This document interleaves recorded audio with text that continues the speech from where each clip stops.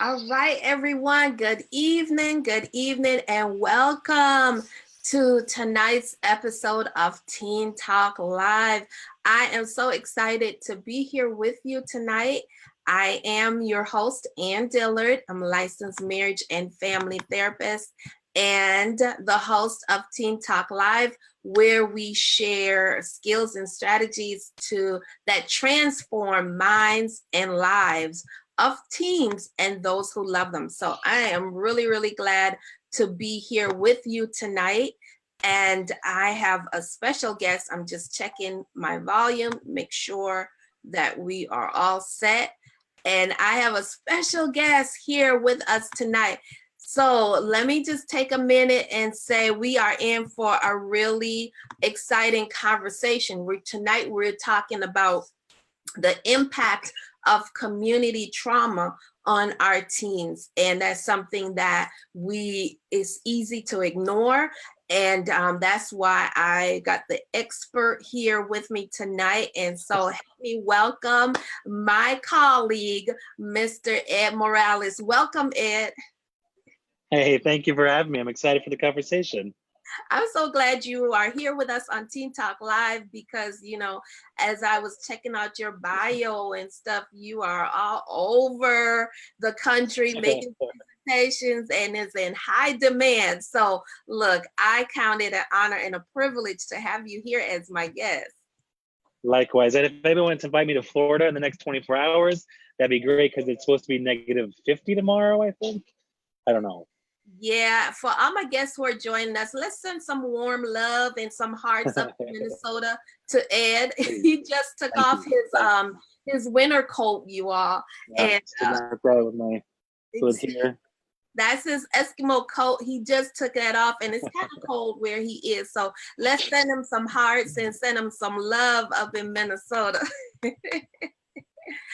So Ed, tell my audience a little bit about you, because I'm just really excited. I'm chomping at the bit to get into this conversation, but I think I want them to know what expert we have here with us tonight. For sure. Well, like we said, I'm not from Minnesota. I'm from Seattle originally, but I ended up in Minnesota for school and for work. And I'm a licensed social worker. And I have my Master of Public Policy. I was a school social worker for about 6 years, working in charter schools everywhere from kindergarten all the way through super duper seniors in high school who are trying to finish up their diplomas in time. Now I work at Children's Hospital as a social worker there, working on some traumas, working on some mental health assessments, and work for the state Department of Human Services as a trainer. I train child protection workers. I'm also an adoptive parent. I have two amazing daughters, Jada and Maya, who are 18 and 13, who have been with me for 2 years now, I'm gonna say. And yeah, so been around doing this work for a little while, for sure. Oh my goodness, in your personal and professional life, so way to go. Thanks. Let me take a second just to shout out our guests who are joining us. Robin is here, thank you. Nicole, hey, thanks for being here. And Maya, thanks for being here. Chris, stay warm in Minnesota. And hey, Mary, thank you for joining. Hey, we have a guest joining from Senegal, West Africa. Hey, Sister Aisha, thank you for being here. I can't wait to see you in a few months. And Natalie, thank you for joining and being a part of this conversation tonight. So you all share this out, like it and share it. And Pastor Brewington is here from Minnesota, and he's snowed in and school is canceled for the next 2 days. And so I'm glad you're here with us tonight, Pastor Brewington. So we have a wide audience of parents, clinicians, international guests, pastors. So we have it all right here tonight and waiting to hear what you have to say about the impact of community trauma on our teens. So all right, let's get started. So, I worked as a school-based mental health therapist for a while, and Pastor Brewington said, send us some help. The only help I can send you is a ticket to Atlanta. And I was going to say we're here because we can't do anything else. Right, but that might not be any help because we're closed down tomorrow too, because we're expecting a couple inches of snow. So Oh, that's too bad. that might not be any help. Saber, thanks for joining us. So so working in school-based mental health, I've had the chance to see the direct impact of community trauma and how it affects our teens, and see how it affects them in the school environment. Sure. Right. And so let's start by defining trauma and specifically community trauma for those who of our non-clinician guests who are listening to this. So tell us about trauma and specifically community trauma. Yeah, you know, my favorite definition of trauma, there's so many definitions of trauma out there, but my favorite one was taught to me by my friend Christina Gonzalez, who's a clinician up here. And she says that trauma is something that happens too fast, too soon, or too much. And that's it.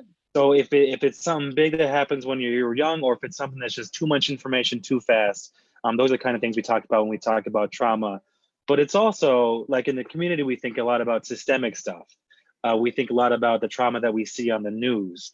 We think a lot about the trauma we don't see on the news, but we hear about or see or hear in our communities. We talk about the trauma of, you know, the last 500 years of imprisoning people and of separating them from their families and of destroying cultures and things like that. I don't know if beyond, like, I don't know if there's a really succinct way to say all that, but it's all these things. The experience of living in a world that is unkind to your hopes and dreams, I think, is what we're talking about when we're talking about that community trauma. That's what I think about. I mean, I think that is such a concise way of putting it. So she said her definition is something that happens too fast, too soon, and too much. Is that what it? Yeah. Wow, that exactly. Is definitely. And you don't have any skills or techniques to deal with it. Right. Exactly. Right. Or even if you do, right? Sometimes you do, but the thing is so much. Like I think about, you know, kids who lose their parents. One of my 8th graders a couple years ago lost her dad. He was murdered. And like that, she had skills. She was a very charismatic, very talented young woman or young girl. And, but that was too much. Even for her, that was still too much, you know? So you could have skills, but the thing that happens is so big that it trumps your skill set process. Wow. I think that's really important to define that so people can get an understanding of it. And you touched on something that is so critical. You were talking about the historical trauma. Yeah. And that divides culture. It continues to oppress cultures. It continues to put so much stress systemically on people of different cultures that it's so hard to deal with. And I think that one of the hardest part of dealing with this historical trauma is that a lot of times you can't really see it. Mm-hmm. But you know it's happening. Yeah. And so you second guess yourself. Yeah, absolutely. And I think sometimes it's inconsistent, right? Like sometimes it's really explicit and sometimes it's not. And so it's really easy to be thinking, is this because of what's happened historically, or is this not what's, you know, like for me, for example, I'm Puerto Rican and I'm white. So I kind of exist in the borderlands area.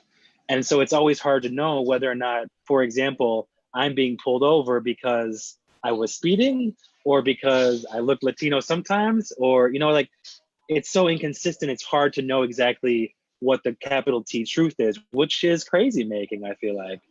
It really or can be. It really is, because it's in your mind and you know what you know, but then oftentimes you live on that precipice of, do I really know? Right. You know, it's a hard place to be. It is a hard place to be. And imagine how hard that is, that place and space for us to be as adults. Imagine teenagers whose brains are not even, you know, developing. They're flipping on and off and on and off, and they have to navigate those spaces.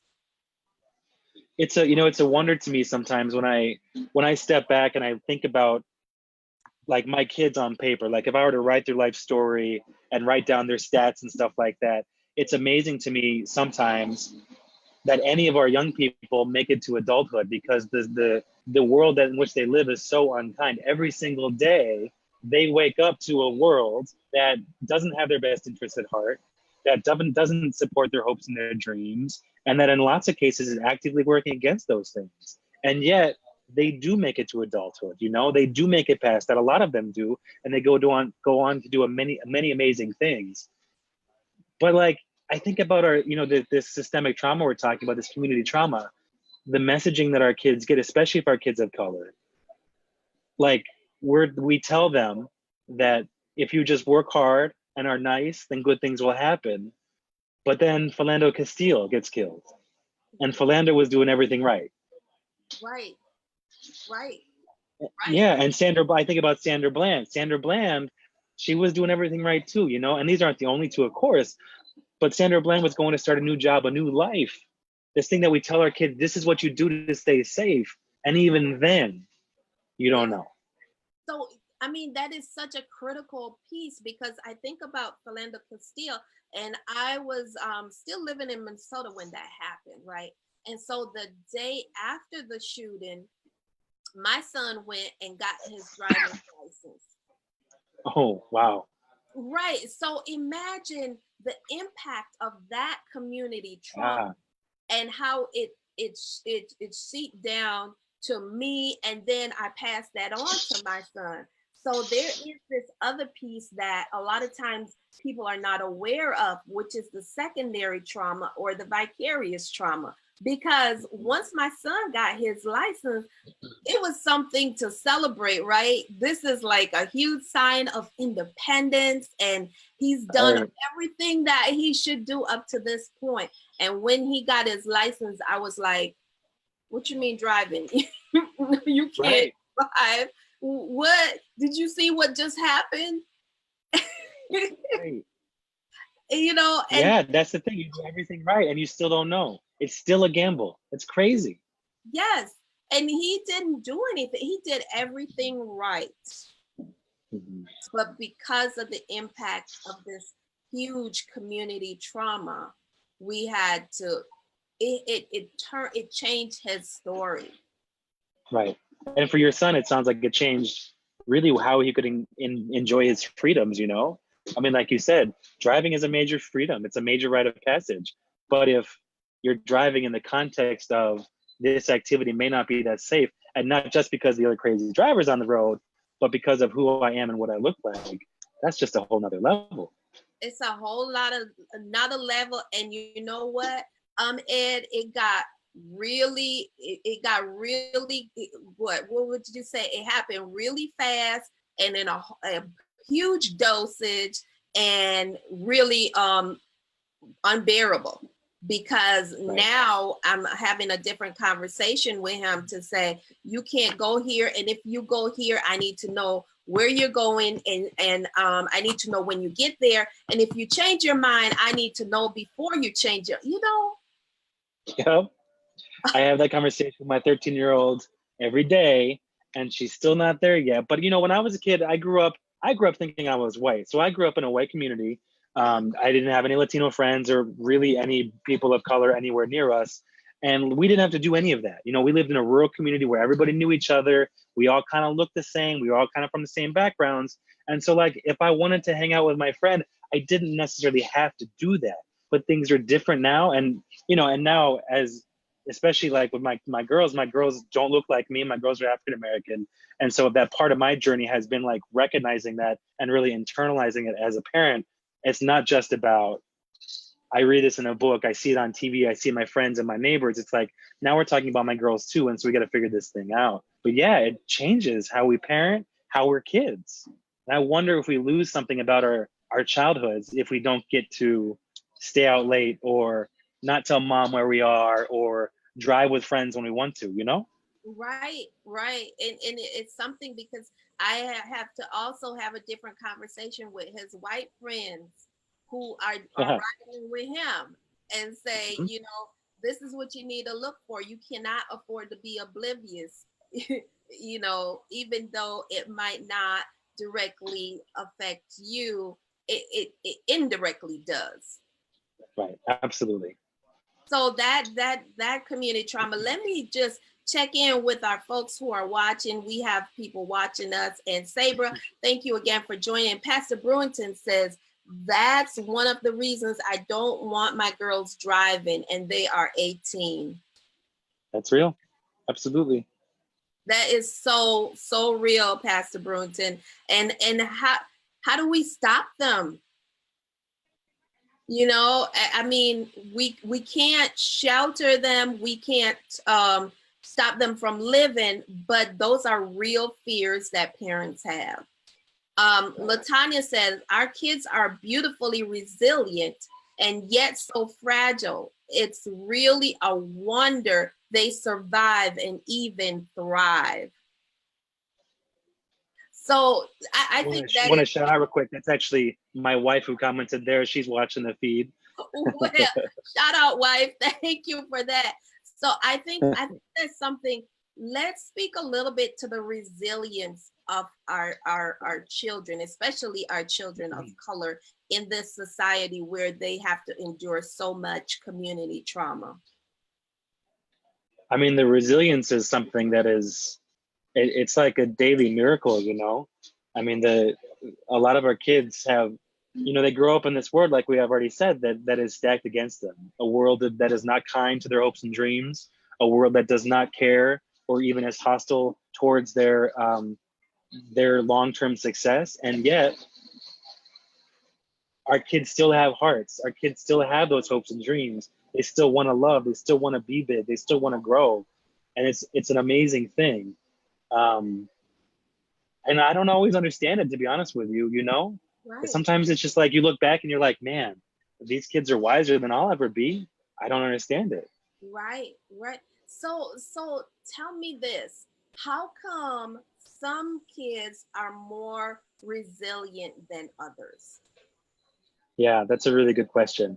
Why do some kids, like with the same sort of story, make it and some kids don't? Right. I wish we knew the answer to that. I don't think we've really figured it out yet.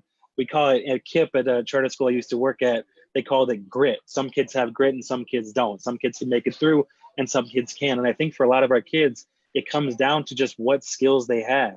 And it's not just our kids' resiliency, but it's also their parents' resilience, what kind of community supports they have, right? What connections do they have to their faith communities? What connections do they have in the world? You know, we know that the number one predictor of positive change in a kid's life is a relationship with a trusted adult. Yes. That's the number one thing. Do our kids have that or not? A lot of our kids don't. A lot of our kids do. But there's certainly lots of kids who certainly don't have that, and they're walking through this world alone. You know, so at the end of the day, I think, go ahead. No, I was saying that is so true because Yeah. you became familiar with the Search Institute. Are you familiar with the Search Institute? Sure. Yeah. And the Search Institute talks about the 40 developmental assets, right? And it talks about if it has proven that if our young people have the 40 things going for them, chances are they'll have increased resilience. Right. And the key thing that they talk about is significant relationship with a caring adult. Right. And you know what's so interesting too is that when they do that research, they found that that caring adult is not always the person we think it's going to be. You know, when we think about relationship with a caring adult, we might think their parents, we might think their pastor, we might think, you know, their teacher. But oftentimes that caring adult is somebody who was in their life only for a moment. It could have been their T-ball coach when they were 7. It could have been, for me, it was my 7th grade math teacher and my 10th grade biology teacher. Those 2 teachers changed my life, but I've never seen them since then. It could be a big brother, big sister. It's really hard to say who that person is. And, you know, we also don't want to stop at just one. We know that a relationship is really important, but why stop there? Why stop there? Right. And so I'm trying to pronounce this name, and I know it's one of your friend, Trung Ting Dong. That's TC. Okay, teaching. TC. Right? TC. Like Twin Cities. There you go. Okay. TC. Okay. TC. Says it's a tricky conversation of keeping our kids safe. we need to acknowledge how the systems, structures, and policies are designed to take away the humanity of children of color, along with helping them navigate some pretty messed up systems. My phrase I use over and over again is our existence is resistance. Wow. Wow. Pretty profound. That's good stuff. And Toya says this is where community is vital. And I so agree, because we need more than one caring adult in children's life. This is where community is vital. Everything we show our children matters. My son is surrounded by a blended family of friends and extended family, and it has been a blessing, especially when it hasn't been able, when I haven't been able to parent in a way that I've wanted to. That is so key. That is so key. It is key, and yet we got kids who are living in communities that are being destroyed by these systems that we're talking about. I mean, how like what chance does a kid have, like a young man, for example? What chance does a young man have to learn how to be a good grown man when his father has been taken from him and incarcerated for 10, 15 years, his entire life? Like, it's a trap, it's a setup. And it's not just our young men, it's our young girls too. Like, you know, we think about, I think about my daughters a lot and their relationships that they have with people, and how do they learn how to be in safe, good relationships when the people around them are not in safe, good relationships, because in part, those relationships have been destroyed by systems that are unkind to them. They have people removed. They have to turn to jobs and sources of income that maybe they wouldn't if they had a choice, you know? That those communities are so vital.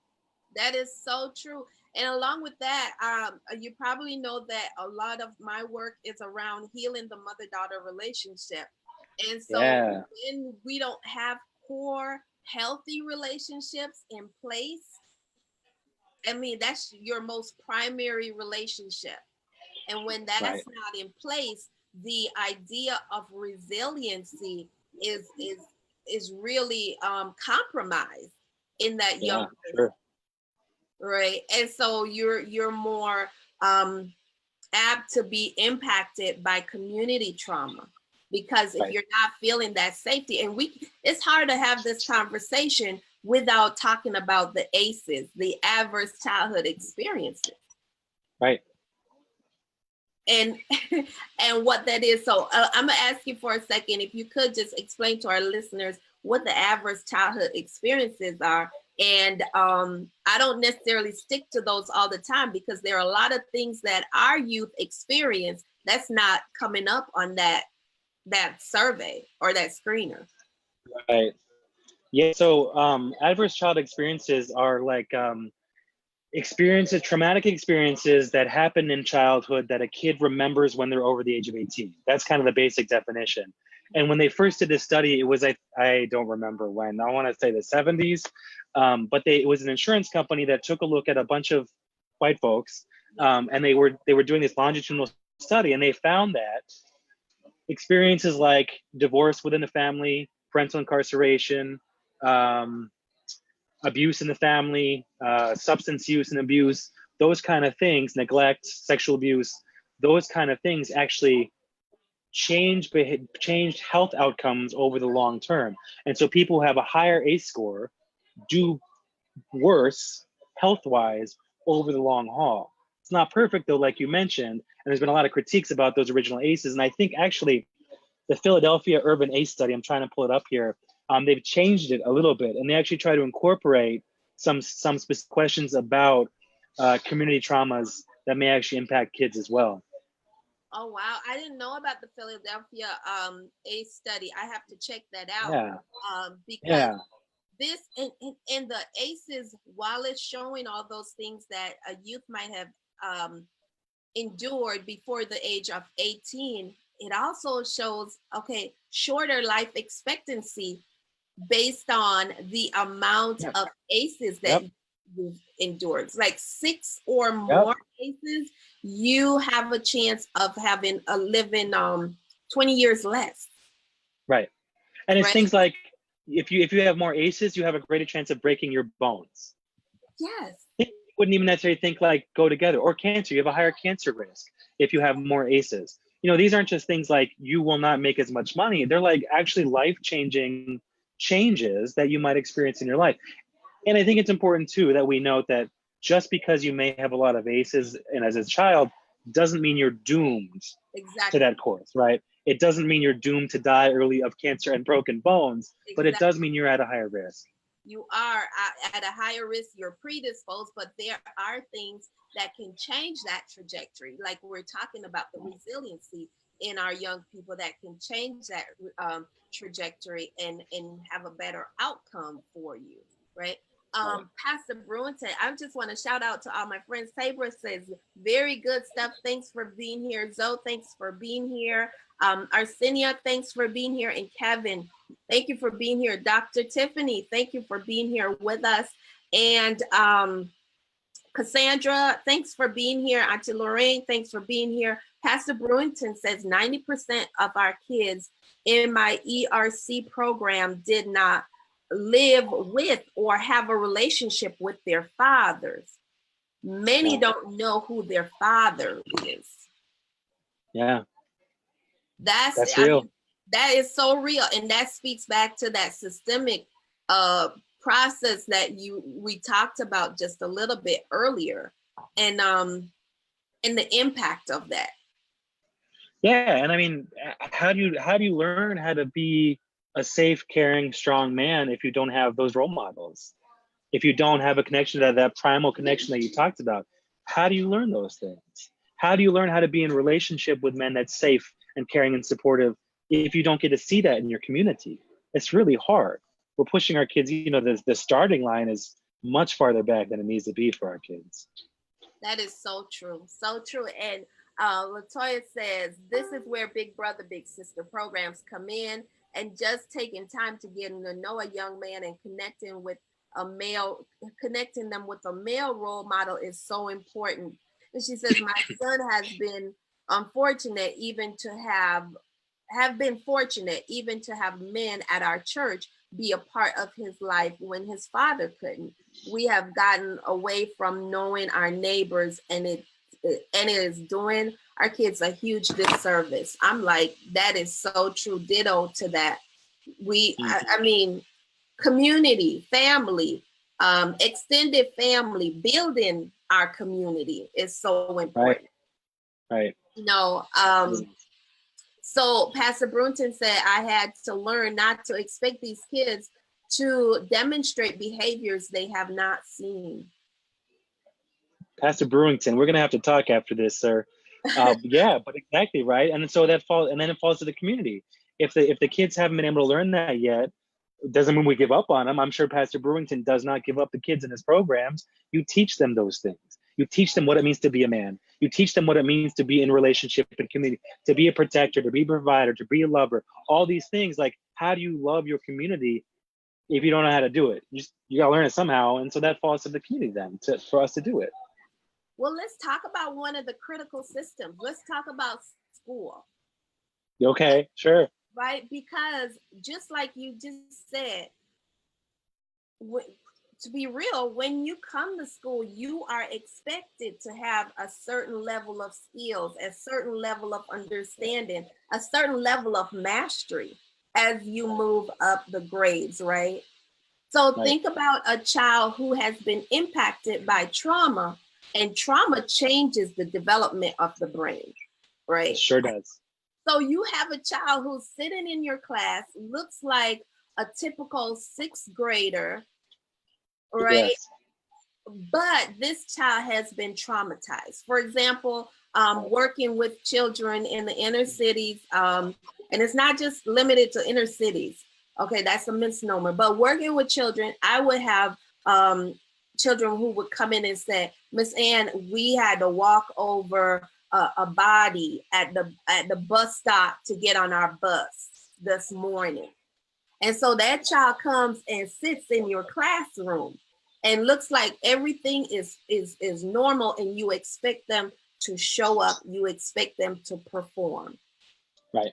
What do you do as a teacher? You don't know all of this. You know, there's a reason I don't work in schools anymore, and it's that right there. It's like, how do you do that work? We're setting our teachers up for an impossible task. I mean, another problem too is we often expect our kids not to bring their whole selves into the classroom.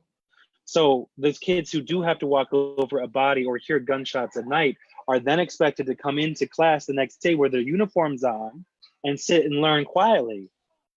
And I don't know about you, but that's not how I operate. If there's a traumatic event in my community, I'm not ready to go to school the next day. And yet that's what we expect of our kids. Yes, and we expect them to show up, and we expect them to be on task, and we expect them to bring all of themselves and learn and pass the test. Yeah. To get at your question about skills, that, I mean, it's such a beautiful observation, right? Like, we know that trauma and traumatic experiences with our kids changes how they learn skills. And challenging behavior, that stuff we see in classrooms a lot, really is actually a symptom of a skill deficit. And so, you know, like if you're 5 years old, but you have the problem solving ability of a 2-year-old, it's okay, you get a pass because you're still cute. You know, you got that big head, you're walking around like a toddler. But if you're 17 years old and you have the problem solving skills of a 10-year-old, you're not cute anymore. You're a kid with an attitude problem. Or if we're being honest, if you're a kid of color, especially if you're a young Black man and you're 20 years old, but you have the problem solving skills of a 10-year-old, you're a threat. And that's a big, big problem. That is a huge problem. And that leads me to one of the problems that we have in our community is adultification, where especially in with youth, children of color, especially Black children, being adultified, right? Meaning that because of their development, because of their structure, people impose adult expectations and views on them. Right. And so, exactly. you know, I've had the problem working in schools, and I have an 8th grader who probably have the mental capacity of a 5th grader, but yet this 8th grader gets disciplined a lot more because he's tall, he's big, he's like a threat to the teachers because he's a tall 8th grade Black man. That's real. I mean, when I think about the school to prison pipeline as a school social worker, what I'm thinking about, I mean, there's lots of ways to think about it, but one of the ways that I think about it is we have kids who have experienced lots of this community trauma that we're talking about, who come to us with a skill set that's at deficit from what their resourced white peers might be because they haven't experienced the trauma, not for any, you know, natural faults of their own. They come to us with a lack of skill, and then we control them in schools. We punish them, we suspend them, we put them into high-level, special education programs, we expel them. We get them all the way to high school, but we don't teach them any skills because we adultify them, just like you're talking about. And then we send them out into the world, and they still don't have the skills. And they get tripped up, they get arrested, they go to jail, where they're back in a system of control. You don't learn skills in jail. I mean, you might learn skills, but probably not always the skills we want you to learn. And then you get released and you still don't have the skills. And so you go back. And it's this really terrible cycle that it happens every single day in schools all across this country. And it's, I don't know, word for what it is. And it is. And let me just pause for a second. I mean, I am loving this conversation. You know, my hands start flying and I'm like, this is good stuff. Let me check in with our viewers because they are like on point. Hey, Edie French, thanks for being here. Cheryl Jameson, thanks for being here. Dr. Samita Hill, thank you for being here. And TC says it's also important to recognize community resilience and asset when it comes to social connections. The Latino community in Richfield has a very strong network and comrades, mothers of the block who essentially act as health educators and case managers for their neighborhood. Yeah. That's good stuff. That's good stuff. Communities providing for themselves. It's a beautiful thing. I mean, that's the answer. I believe that we have the answers. We can't wait for people on the outside to come and take care of our families and take care of our kids, right? Cheryl Jameson says good insight. And Dr. Tiffany says, great discussion. It's a reminder of the importance of helping kiddos and parents understand trauma and how it can get stored in our bodies, as well as our psychoeducation, about health risk, resilience. Understanding self can go a long way in building that resilience. Hey, Miss Ella, thank you so much for being here. Cassie, thanks for joining. And Kathy Hoffman, another one of my friends in Minnesota, she's doing great work in this field. Thank you for being here. And Dr. Tim Brewington says yes, and they become very aggressive, or you are or identified as being aggressive, when a lot of times it's a lack of skills, right? Right, exactly. And hey, SB, thanks for being here. Dr. May, thank you for watching us tonight. So you know what, Ed, as we're having this conversation, we're talking about the impact of community trauma. I cannot help but think about the high rate of which our young boys, our teenagers are dying in our community, right? So I saw in the news just last week a kid who was in middle school. When I was at the middle school, he got killed, and he got buried last week. But I'm thinking about this cycle. Are we? Let me back up a little bit. I'm thinking about the cycle. You know, a young person gets killed, and the kids, the teenagers, they rally around and they're experiencing this great grief. They get their white tees together and they go to the funeral, and it's touching, it's emotional, and then they leave. What happens to our teens after they leave, and it's like they're there till the next thing happens, and then they come back out? What is happening, or what do we need to do to change that for our teenagers? Well, that's a small question you've asked there, Anne. No, that's the question, right? How do we change this intergenerational system that's been going on for 500 years? I mean, I think one of the answers, I don't think there's an answer. If there was an answer, I think we probably would have found it by now. But I think one of the things we need to do as parents and as people who care about these kids, even if we're not parents, if we're one of those adult relationships that are trusting and good, we need to have these conversations with our kids. I think a lot of times as adults, we're really afraid to have conversations about trauma with our kids because we are then afraid that we are going to traumatize them by just talking about it. And we know that's not true. And in fact, we know that our kids are already talking about it. They're going to talk about it with us, or they're going to talk about it without us. And I don't know about you, but I would much rather be a part of those conversations with my kids than not. Because if they have questions, they're going to answer those questions, and they might answer them with information that's right or accurate or healthy, or they might not. And if we're not there, we don't get to be a part of it. So part of it, I think, is that we really just have to be not fearless, but lean into that fear and discomfort and have those conversations with our kids. That is so critical, because if we don't, we know they're having it, but if we don't, we leave them to their own devices. And we already established that their brains aren't developed, so they get to fill in those spaces with their own thoughts, their own ideas, which might not be correct. Right. Or even if they are correct, it's important to mitigate them. I mean, to some extent, I can sympathize when one of my young scholars tells me that, like, I'm worried that I'm going to end up like Philando.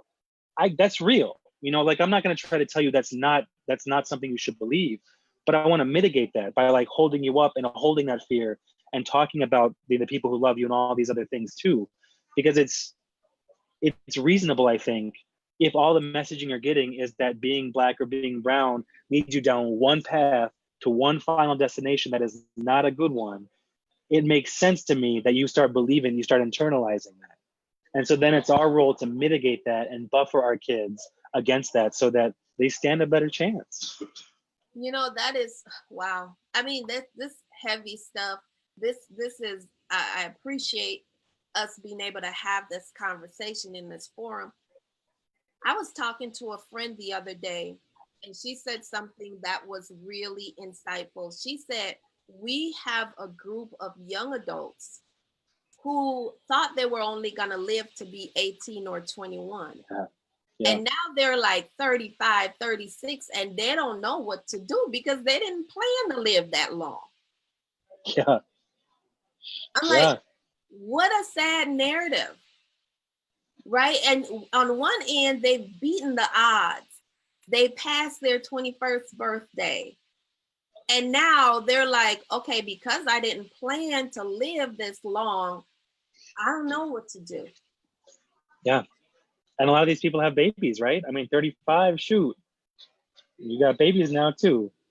Yeah. I mean, you know, one of the things I wish we would do better do better in schools and in communities that serve kids is not just limit our care for these kids and their families to the four walls of the building. You know, like I have scholars. I was just having lunch with one of my scholars. I knew her when she was an 8th grader. She was 14 at the time. We stayed connected here and there. Now she's 18. And we went out for lunch and we were talking about this journey that she's had over these last 4 years. And it's been remarkable. And she wasn't always sure that she'd be here at the age of 18, but here she is. And so now it's our role to like, yeah, you're here. Now what are you going to do about it? And not just like make all these wacky decisions and these reckless decisions, but like, how are you going to use this time and capitalize on it so that you can leave this world a brighter place and make the pathway for those that come after you easier and safer than it was for you because it was too hard for you. Of course it was. Yes. And change the legacy for your children. Yeah, exactly. And so, go ahead. Well, we often talk about in social work and in community work in general about how, you know, the work that we do is crosses generations. And there's a part of me that likes that and a part of me that doesn't. But the idea is that, you know, this work that I do with my scholars, my kids, I probably won't ever see the fruits of my labor. My kids might not see the fruits of my labor. Their kids may not see the fruits of their labor. But at some point, the work that we're doing now will bear fruit. And it might be some generations down the line, which is a hard thing. I mean, Claudette Colvin was this amazing civil rights icon. She was Rosa Parks before Rosa Parks was Rosa Parks. She's, I think, 15 years old. She didn't give up her seat on the bus. She was arrested. She couldn't be the icon of the movement for lots of political reasons. But when they picked her up from jail, the reverend who picked her up said, you know, Dr. King talks about this long arc of history. And all these folks are saying, patience, patience. But you, Claudette Colvin, this 15-year-old girl, are saying, I want my answers tomorrow. I need change now. And I think that's the challenge for a lot of us is like, our kids need answers now. And for a lot of the work that we do, the answers are not going to come for a very, very long time. And I don't know how to, I still don't know how to balance those things exactly, or reconcile those. And so I guess we can't, you know, if I were to put a scripture on it, I would say we can't get weary in well-doing. We just got to keep moving. We've got to keep doing it. We've got to keep doing the work. So as a community, we've got to do better. Yeah. We've got to do better. So how do we help like the pastors, the youth workers, the community leaders? How do we help them to, one, recognize trauma in our young people, and two, what kind of interventions or what kind of steps can we, you know, help them to take? Right. You know, how do we recognize trauma in our kids? It can be hard. It looks different for every kid. If you know a kid already and you see changes, that's usually a red flag. Not that something traumatic has happened, but it's something to be curious about, you know. And we often talk about the big three. If you're noticing changes in eating, sleeping, or pooping, that's a good reason to check up on that kid and see what's going on. So if you know a kid and you have a relationship with them, and all of a sudden they're coming to school or youth group or whatever it is, and they're super tired, or they're losing weight or gaining weight, those are really good signs that there's something else going on and it's worth checking in on. But for other kids, I mean, who you don't have a relationship with, you know, there's the phrase, hurt people hurt people. Sometimes that's real. You know, sometimes our kids come in with their shields up. They won't let you get close to them because intimacy for them equals danger. Either they've been hurt by somebody they love, or they've loved somebody who then they lost. And so it's like too dangerous. Yeah, it's too dangerous then to love again. And that's a great sign. not a great sign. It's a clear sign that something has happened to build that shield up for them. Exactly. Exactly. I don't think kids are naturally prone to be resistant to nurture and love and relationship. I don't think I they are. agree. So when we see those signs, instead of taking it personal and say, you know, Yeah, you that's hard. respectful, you know, I'm not gonna deal with you. That's the I challenge people to turn that around and say that's a sign to say I need you, I need Right, help, but I don't know how to ask for help, and I'm right, afraid of getting help because I might get hurt. right. Absolutely. Absolutely. I don't know how to ask for help. That is so true for so many. So many adults don't know how to ask for help. Of course, our kids don't. Absolutely. Yes. And so when we see things, when we see these signs as youth workers, and Cheryl Jameson says signs to look for, good for grandparents, parents to know too. Yes, yes, grandparents, because and we have a lot of grandparents who are raising grandkids and great grandkids. Sure do. And so Do. helping them to be able to identify these signs and not Yeah. just brush it off to that's this generation. No. Yeah. I think the question we often ask is, how do we get here? So if this kiddo is pushing back on us or is bucking us and is saying, I don't want you or I'm hostile towards you, the question's got to be, how did this kid get here? Because you're so right. Kids, they want to love, they want that connection. They're human beings. We're pack animals. That's our job, is to have relationship and community. And so if that's not there, if there's resistance to that, we got to figure out why that is. Absolutely. Absolutely. And then TC says, any tools you can give for us parents when our lizard brains are being triggered by our traumatized kids, children's lizard brains. So yeah, so when we see these things as parents, as youth workers, as pastors, as grandparents, um, what are some of the things that we can do instead of because some of that triggers us too, like TC Oh said. yeah. It reminds us, like, let me tell you a quick story. So I migrated to the United States when I was 13. Okay. It was horrible being in the middle school and being picked at because I had this accent, right? And so I have no good memories. I can still see and identify the kids who picked on me in the 8th grade because I had this strong Jamaican accent. Now, here I am last week. Now I'm 50 something years old, right? I just turned 50. I ain't 50 something, I'm 50. I'm 50 years old. Last week, I'm in the classroom running group. And so my Minnesota accent came out and I said, next Tuesday. And a bunch of girls start laughing. They're like, ha ha ha, you said Tuesday. And I was like, I felt that 13-year-old rise up in me. And I was like, but then so I'm like, okay, talk about lizard brain and being triggered. And so I was triggered and I had to say, okay, why are you triggered by that? And it went right back to being in 8th grade. And these were 8th graders, right? And so I said, okay. So I joined them. I said, all right, so what did I say wrong? And they said, you said Tuesday. And I was like, okay, so what do you all say in Atlanta? She said, we say Tuesday. And I was like, and we laughed about it, but it could have gone so differently. Right. So it's real easy to get triggered, for sure. It is. So what do we tell our parents and youth workers and grandparents? What happens when that happens to you? What do you do? I mean, I think one, you got to roll with the punches. You got to be honest with yourself and let yourself sometimes acknowledge that you've got hurt and you've got reasons to be triggered too.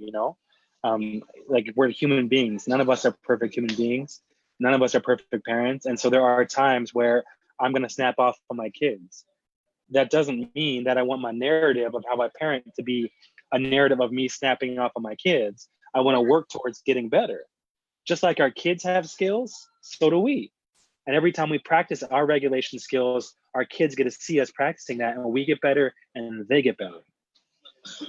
You mentioned that you mentioned like what can people do to help kids who've experienced trauma. Dr. Ann Geraghty is a luminary in child development up here. She always talks about these 5 things that people can do to help kids who've experienced trauma. And they're curiosity. So be curious about what's going on for the kid. How are you doing? What's up, man? This is different. I'm noticing some changes in you, or like you seem like you're not, whatever. Patience and flexibility. So patience is about letting the story come to you when it's ready, not pushing and not digging for the story that a kid's not ready to tell. And then flexibility is like, you got home late and you don't want to talk to me about it. Maybe we can wait until tomorrow. Or maybe you can tell me about this big thing that happened some other time. Not because I don't want to hear it now, but because I want you to make sure you get your time. So patience and flexibility, curiosity, staying in the moment, not getting hung up on something the kid did a week ago or a month ago or a year ago, but staying in the here and now. It's not about the future. It's not about the past. It's about right now. How do we stay here right now? There's reflection. Is number 4. Reflection is just about reflecting what the kid is feeling. You seem really upset, man. You seem like you're really hurt right now, or you're scared, or you're angry. I hear that. That's okay. And then knowledge of development. So is your kid where they're supposed to be developmentally? How should a 10-year-old be dealing with grief? How should a typical 17-year-old be dealing with the murder in their community? And so those 5 things, they're not advanced skills. They're not things you got to go to school for. It's just being a human being, and you can really change the game for kids just by using those 5 things. It's amazing what you can do with just some human work. Yeah, I'm gonna have to tag that information in this discussion line, because those are really critical and critical to use even when we're navigating our adult to adult relationships and conversations. Because staying in the moment, that's a big one, especially when you're being pushed, right? It's like, you never do this. You always do this. Those are right. That's where we go. So I really like that, Ann Geraghty. Those 5, what are they called? Just the 5 things we can do to help kids who've experienced trauma. Okay. Nothing, no fancy name, just 5 things. We think about it as our hands, 5 things. Okay, so I'm gonna have to find that and tag it, paste it in here, because I think that's really, really critical.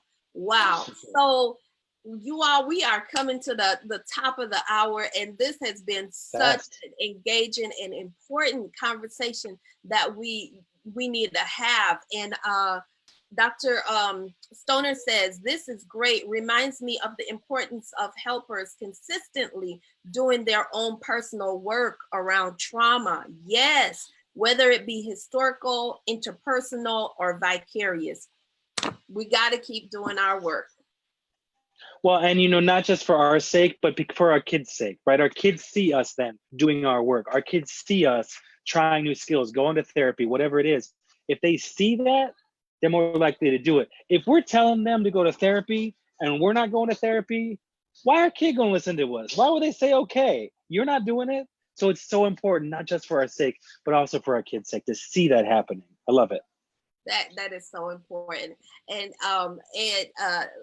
Miss Latoya she says, so important, even as parents, to let our kids see you working through our own trauma. I let the kids know when I go to therapy to normalize it. Kudos to you. That is kudos to her, for real. So important. Wow. Well, this is so good. Tell our guests where they can find you. Sure. Yeah, so if you go to my website, it's socorro.care. That's SOCORRO.care, or you can find me on Facebook.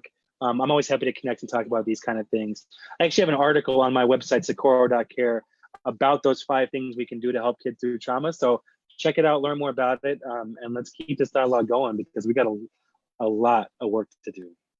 Oh my goodness, that is so good. And Cheryl Jameson said we've got to let go of the stigma attached to seeking therapy. That is so true. Pastor Brewington says important conversation. And Pastor Brewington, Ed is it, and you need to connect. I think is so important. And Pastor Brewington is in, where is he? He's in, I know, Stillwater's school district.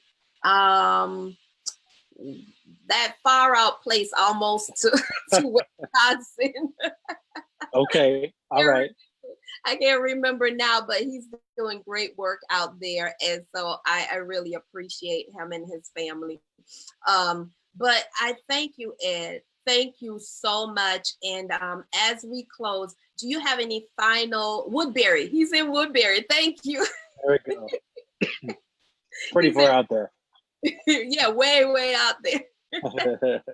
So final encouraging words to our parents, our caregivers, our community workers, our pastors. What's something that you can leave with them, a nugget? Well, you've left a whole lot. A nugget about the importance of addressing community trauma in our teens. You know, I think the biggest thing I can think of is to model these skills we want our kids to have, and to have these conversations with them. Our kids, especially our kids of color, wake up every single day in a world, again, that is unkind to their futures, their hopes, and their dreams. And you got to believe that they're getting messages from the world every day. That world is having a conversation with them about what it means to be Black and brown in a white man's world. And so if we're not going to be part of that conversation, that's setting our kids up for failure, and we got to do better than that. So have the conversation. It's going to be hard at first. It's going to be so hard if you haven't done it before. It's going to be awkward. You're going to stall out in weird places and say stupid stuff and stutter, and that's okay, because one, it shows your kids you're human, but two, it means you're working on a thing and you're actively, like, you're showing them what's important to you. So just lean into that discomfort and try to counter some of those messages that they're getting. It's so vital. I think it's so key. And if you still can't have those conversations because it's triggering your own trauma, get somebody to help you. You seek out. Yeah, that's the thing, right? Right. Get a professional. Find. You can always find me on Facebook. Find somebody like Ed. Find somebody to help you have these conversations. But the worst thing to do is to not have them. Right? There is nothing wrong with delegating as a parent. Help find other people to do the job too. We can't do this job ourselves anymore. No way. It's okay. Get help, man. That's so true. Well, you all have been great. Thank you all for being a part of Teen Talk Live tonight, where we truly transform the minds and lives of teens and those who love them. Thank you, everyone. And keep the questions coming. Keep the comments coming. If you're joining us on the replay, remember to like and share this, because this information needs to get out. Everybody needs to listen to this, okay? Love you. Peace. And I'll catch you next time.